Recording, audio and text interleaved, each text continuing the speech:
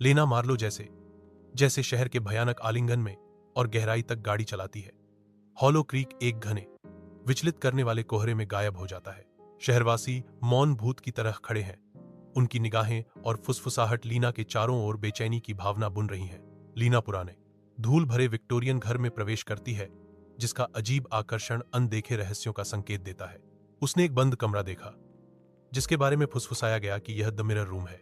उसे बताया गया है कि जो कोई भी उस कमरे में प्रवेश करता है, वह फिर कभी पहले जैसा नहीं रहता। एक अप्रतिरोध्य जिज्ञासा से खिंचकर लीना दर्पण कक्ष में कदम रखती है, जहां गंभीर प्रकाश में धूल नाचती है। वह सजे हुए दर्पण के पास जाती है, जिसकी धुंधली सतह भूले हुए रहस्यों का संकेत देती है। जैसे ही वह धूल पहुंचती है, उसका प्रतिबिंब वापस मुस्कुराता है, जो उसकी अपनी अभिव्यक्ति के विपरीत एक भयावह विरोधाभास है। समय धुंधला हो जाता है और परिचित आवाजों की गूंज लीना को सताती है। एक महिला जो अपने अतीत में बहती है। हवा अनकहे रहस्यों से घनी हो जाती है, जैसे छायाएं नाचती हैं, वास्तविकता को विकृत करती हैं। कथावाचक लीना खुद को खो रही है।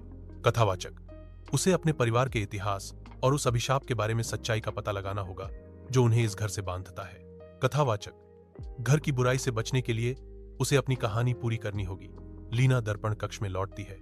धूल के कण प्रकाश की किरण में नाच रहे हैं। वह अपनी कहानी लिखना शुरू करती है। कलम पृष्ठ पर खरोंचती है। प्रत्येक शब्द अंधेरे में एक चिंगारी है। वह जो कुछ भी लिखती है सच होने लगता है। घर भी प्रतिक्रिया करता हुआ प्रतीत होता है, मुड़ता और कराहता है। घर के मन में अपना अंत है, लेकिन लीना को घर की बुराई को हराने के लिए अपनी रचनात्मकता और साहस का उपयोग करना चाहिए।